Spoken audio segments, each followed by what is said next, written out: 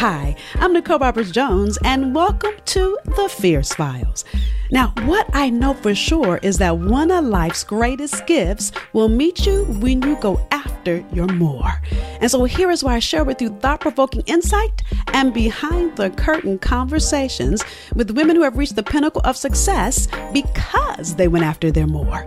Now, I really want you to get this. One idea from these episodes can make a remarkable difference, not just in your career, but in your life.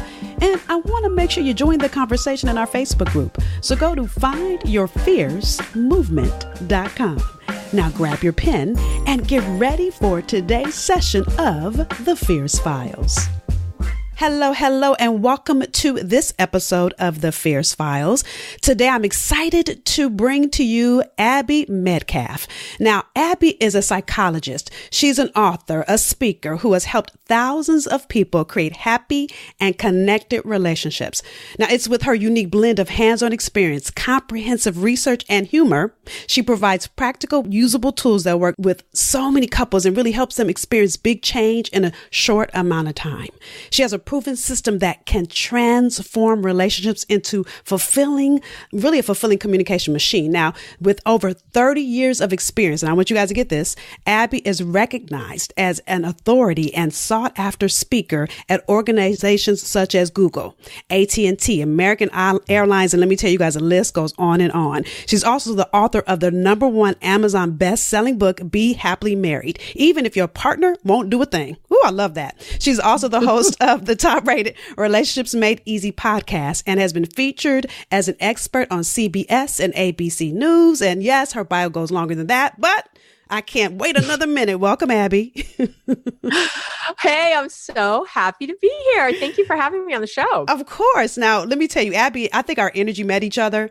You know, we have similar energy, like we're like always on and bubbly and excited. And then, you know, she's from where I live and I'm from where she lives. And so we just automatically connected. So thank you, Abby, again for being here. So I'm going to go right in. You know, the thing I love about your story, Abby, and getting to know you is your coming back. And really, I want you to just go right in from the get-go and tell the listeners, you know, Abby had a drug addiction. And to come back, and you heard me read her bio, right? So that could have been the end for Abby. And so many people stay in a place and they get healed, but they never fully come out of it. So Abby, you know, tell the ladies not necessarily the climb, but when you got to the other side of it, how you then said, yes, I know there's more inside of me. Oh, well, I'll have to give a little climb, but to go with that. So, and for me, my drug addiction, I started using drugs when I was 9 years old, and I was shooting heroin by the time I was 12, and really was all those quote unquote formative years were racked in addiction. And when I finally got clean, you know, I was living a life that was still very isolated, and I'm very gregarious and outgoing. And so I was all smoke and mirrors, you know, so people would meet me and I'd be chatting and lively, but I never said a word about myself. And I would always ask them questions. So smart to become a psychologist, right?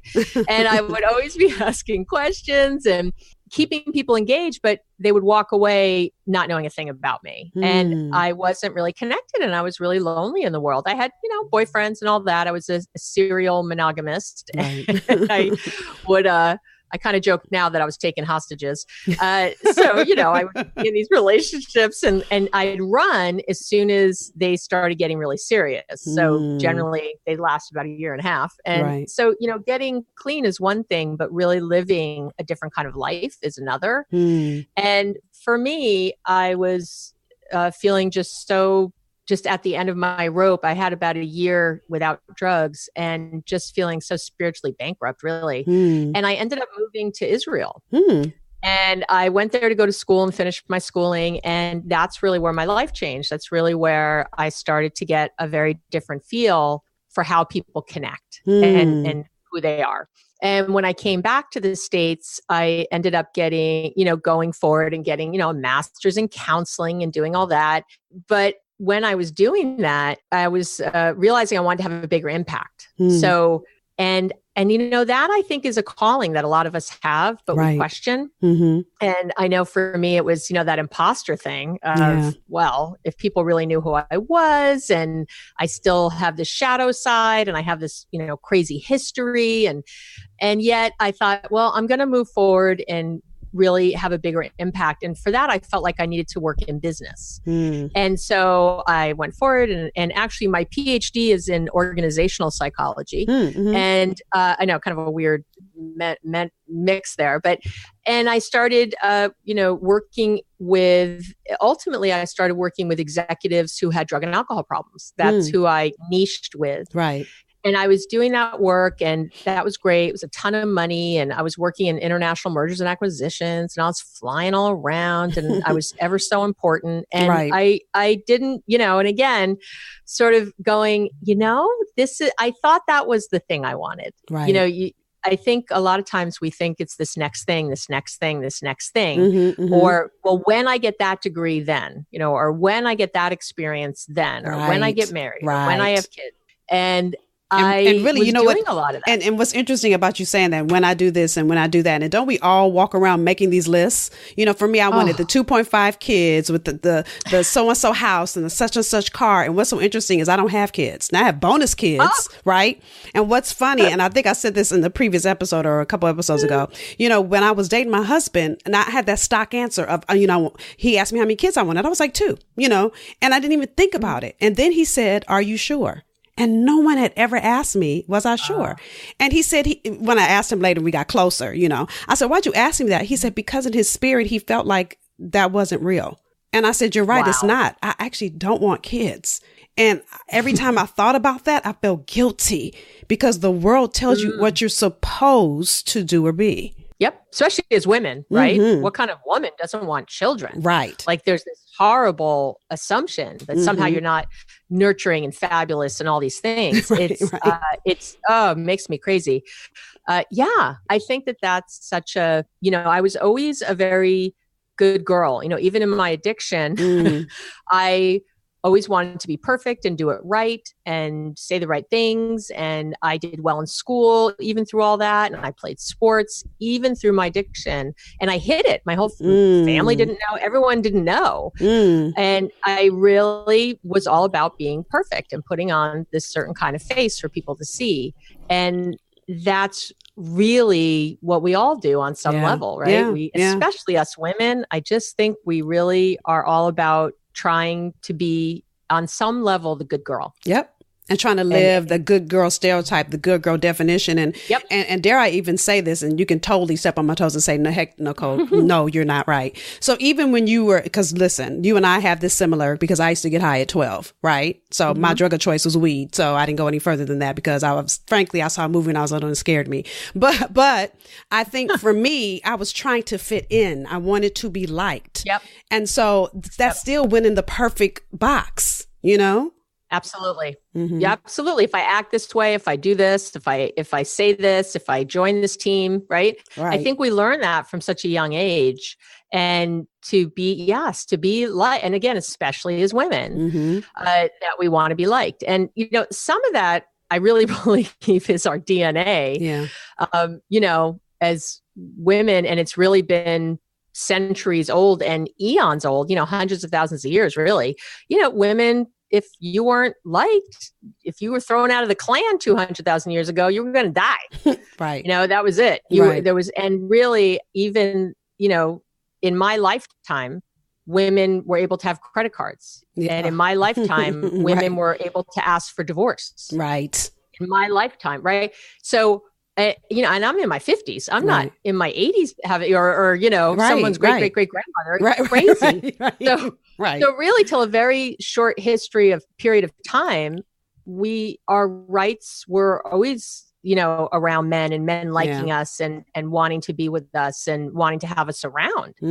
That's so good. Right. And so that's really been, I think, so encoded in our DNA, and then in our structure of our society. And I know I don't want to get into a too political of a conversation, but in our country right now, we're really battling for our rights, and as women. Yeah, girl. That's a whole don't even conversation. start, right? I know. And it'll get me heated up. So, but here's the thing. But I won't. But here's the thing I love about your story, right? Is you went into this whole career lucrative. I know you were making six figures, traveling the world, and yet something inside of you said, "Okay, I got over this first hump." And I want you. I'm sharing this because somebody's in the middle of a hump right now, and it doesn't have to be drug addiction. It could be that you need to get a divorce because you are staying in a relationship that just isn't working, or it could be that you're at a job that's just not working, and you've got to make a shift. So not only did you make the first shift, got clean, got your degree, started on this career path, but then you get into this lucrative, fabulous, successful career, and you're like, okay, this isn't it.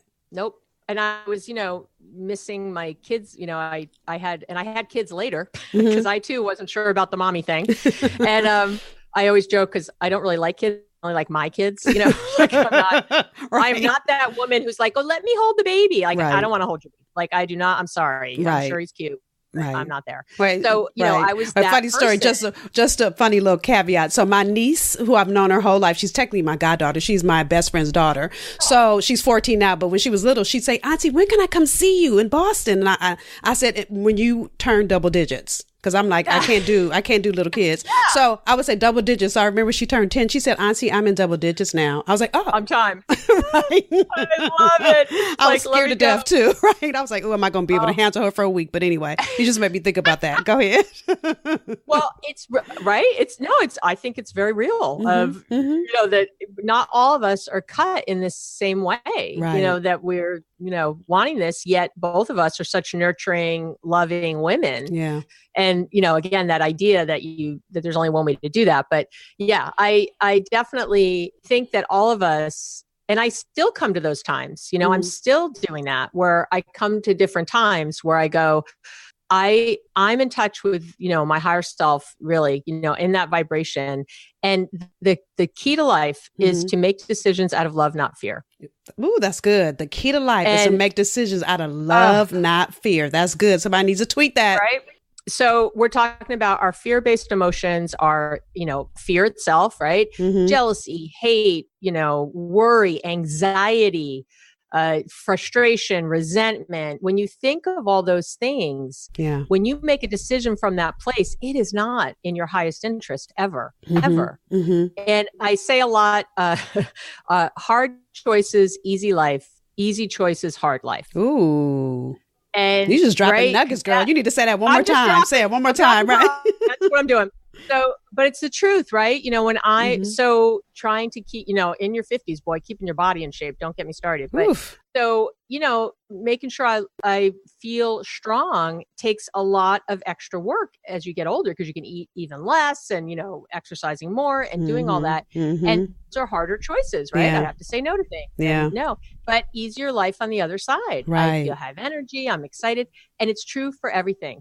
So easy choice to stay in this marriage. I know it doesn't seem easy when it's bad. Yeah. But the thought of leaving and, what's going to happen to our money? And what about the kids? And where's this going to be? And what about my job? And I can't support myself, whatever it is. Yeah.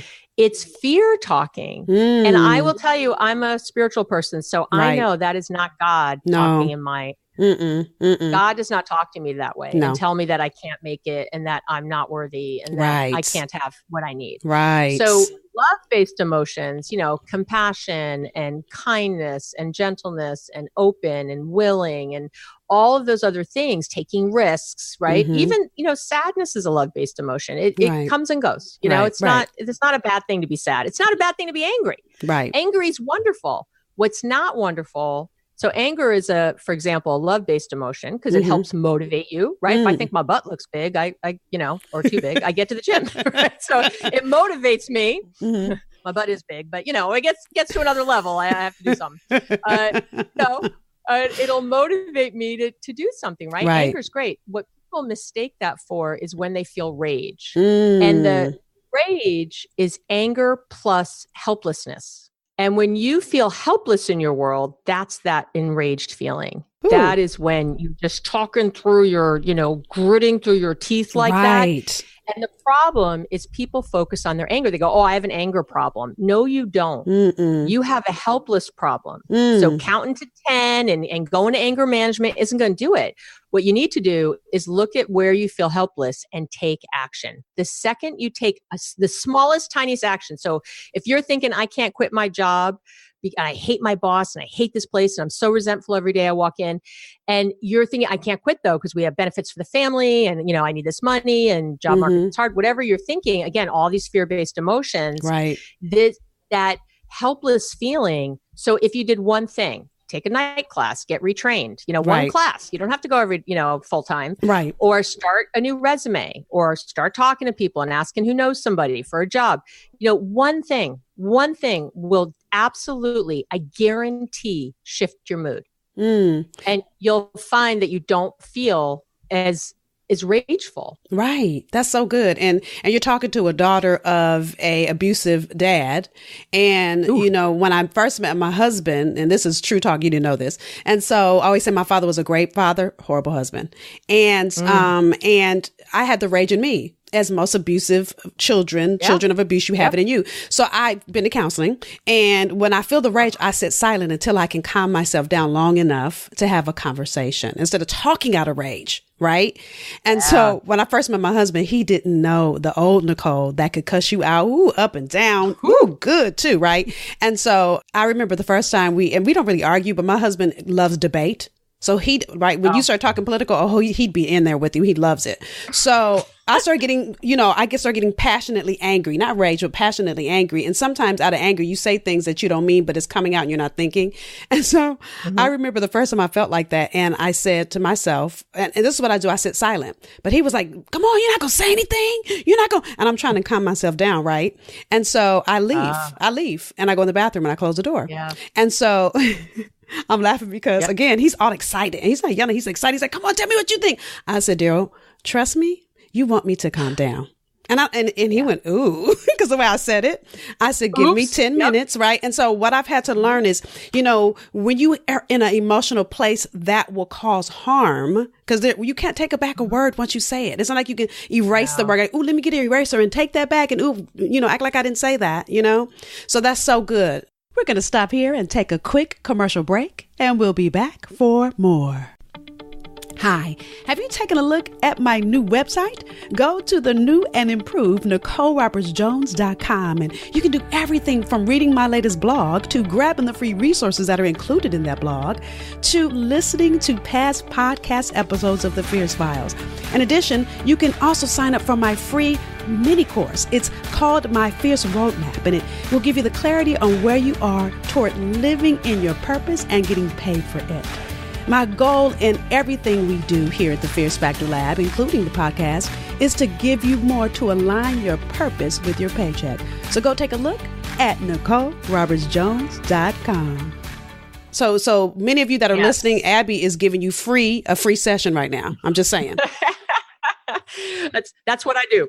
Right. Well, but living from that love is very hard. From again, a love-based emotion. Right. When our partners or bosses or whoever aren't coming from love. Right. And when someone's coming from fear, we tend to react in some fear-based emotion. Right. So let's say, hubby comes home from work and he's in a bad mood. And and you know how you know it just by how they close the front door. You know what I mean? You're like, uh-oh, what's up? And a lot of times that so he might walk in and he snaps or it's a little snappy or something. He's not yelling, but he's whatever. And a lot of times, so that's a fear-based response, right? He's showing me fear. And so a lot of times maybe I'm on the other side going, hey, what are you mad at me for? Wait, I didn't do anything. Right. Why are you coming at me like that? Right. And that's a fear response. And two fear responses, you cannot base a love relationship on fear. It's not going to work. And what happens in moments like that when you just keep, and I always call it jabbing at each other because really your words jab too, right? So all you're doing is throwing punches back and forth trying to win. And there is no winning in a relationship. You're not trying to win, right? right? No. And so so literally, you know, when I look at my dad and even my grandfather, which is where my dad got it from, doesn't make it okay, but you know, knowing the generational history in my family, looking at, you know, my father would try to give me advice and I say, Daddy, I love you, but you don't get to give me relationship advice. Yeah. You know, and then I changed the subject. I'm not going to even entertain it, you know? And so, so I love that you're sharing that, because even in times for me being a CEO, right? And my husband has to say to me sometimes, excuse me, CEO, you're at home. I'm like, oh, sorry, you know, my bad. Let me take off that hat. And then when he comes home and has an attitude, oh yeah, I have to realize, okay, so I'll say, what happened today? You know, and I think that's so critical, because just communication is big. But I want to circle back, because, you know, I can go down this whole, because I'm all into that and I love this conversation. But, you know, when I look at your journey and the shift, and you being in this job that was great pay, great benefits, travel, but then you realize, when did you realize you had this relationship? Because all the stuff you're saying is so yummy. When did you realize this Abby was in you? Well, you know, she was always there. Right. But I was kind of forcing her into other boxes. So, for example, this coaching I was doing with these executives, I wasn't coaching. I was doing therapy. Yeah. You know, right.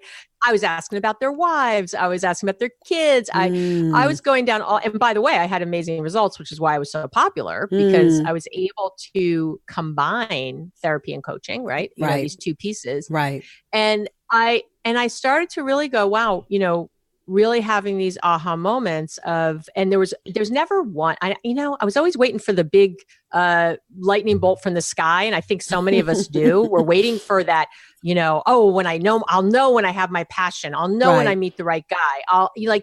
These things happen. And that's not how I think most people's lives work. It is certainly not how mine works. Right. It is many little things that show us the way. And the key is, it has always been that I've had a very strong spiritual practice where I meditate daily, and I was doing that way before it was cool. And I would pray, and a lot of, you know, getting clean and sober is around the 12-step program, which is a very spiritual program. And so I wouldn't call myself necessarily religious, but I was very spiritual and really believing that in my higher power and the universe to show me the way. And so when I'm aligned that way, the messages come all the time. Right. They come all the time. So I was consistently getting messages. And what started to happen is people just started saying things to me like, wow, you know, hey, do you just do counseling, or do you know, you should have a podcast, or you should have a book, or you should, right? I kept hearing this from people every time I spoke, every time I went somewhere. And we get messages from the universe all the time and tend to ignore them. Everybody listening right now is getting messages about what is in their highest, best interest, right? But they are ignoring. And let me just say this. Let me say this, because you are dropping so many nuggets. So let me say this. I was trying to find a space to say this, because so many people don't realize the difference between prayer and meditation, right? And then I'm going to talk about the dropping in the spirit you just said. So meditation is listening. Praying is talking. At some point, if you're going to have a relationship, and I agree with you, I'm not religion. I'm into relationship. Me and God have a relationship, right? So if I'm going to have a relationship, I got to listen sometimes. I can't just talk the whole entire time, right? So that's why I love, and I'm not going to say I'm the best meditator. I'm not. But I do try to have that time, at least daily, where I can sit in silence and hear. One.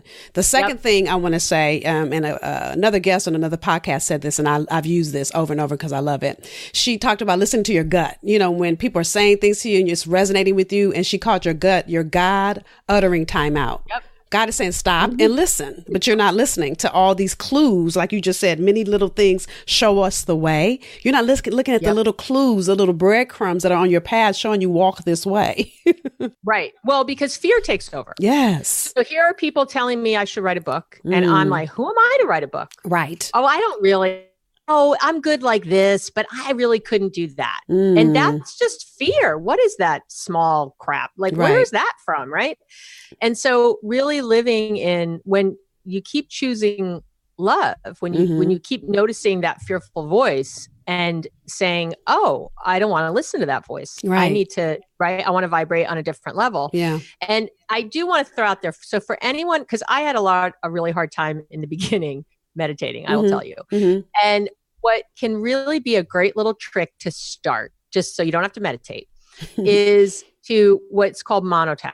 And what you would do is this. So tomorrow, when you drink your cup of coffee in the morning, and I don't drink coffee, but most people do, when you have that cup of tea or coffee, what you would do is completely focus on drinking the cup of coffee. Don't read anything. Don't talk to anyone. Don't look out your window. Nothing. Smell it. Smell how feel the warmth of the mug on your hands. Feel how it feels going in your mouth and down your throat. Be completely present with that cup of coffee, completely. And I got to tell you, this is hard. This is not an easy thing because you will start, and I promise you will do this. Yeah. You will start to daydream. You will start to look out the window. You'll start to fiddle with something, catch yourself, hopefully, and stop. And then just go back to the coffee, because really this is where your higher self talks to you in that stillness, in that place. And you don't need hours and hours of meditation or sitting on a cushion somewhere or talking to a guru, and you can, if you think about it, you can do that anytime during the day. A lot of people drink a lot of coffee. That's why I usually use it. Anytime during the day you have a drink, even take 1 minute of that drink and just sit with it. Just really be completely, and all of your senses involved, how it tastes, how if there's a sound of your swallowing, how it smells, right? All of it right there. And what'll start to happen is you'll start to see things, the signs, so to speak, when they come up, you'll start to see them more. You really will. It's a way of training your brain to be more in the moment and to be more aligned. And it's a great little tip. It's how I started. Right. And then ultimately, you can work up to other things, but I know people just get like, I don't want to meditate, or I've tried and I can't do it. Right. And by the way, we call it a meditation practice because you have to practice. Right. The other thing I love anything else. The thing I love to add with that too is journaling, because sometimes, things come up as you're sitting, right? And I love that exercise, such a good exercise, because I don't do it with a cup of coffee. I just sit. And if I could do 5 minutes, I'm happy with 5. Some days I could do 10 and I just sit, right? And so when thoughts come up, I pull my journal out and I start to journal about them. And what's so interesting is you don't realize what you're thinking. And it's like I heard John Legend say once that it was therapeutic for him just to write, and the songs he writes, he doesn't even know that's in him, right? So sometimes when a thought comes up, like I think about a conversation I had yesterday, so then I say, what about that conversation yesterday? So then I start to write it out, and then I can see God pouring through my hand, because when I read back what I wrote, I'm like, gee, that's kind of good, Lord, thank you. I didn't even know I was thinking that. Thank you. Right, it's good. And then it's important, I'll say, when I get these little messages, to thank. As women, we often shrug things off. Like someone gives us a compliment. What I try to do is put my hand on my heart and really look at them and say, thank you so much for saying that.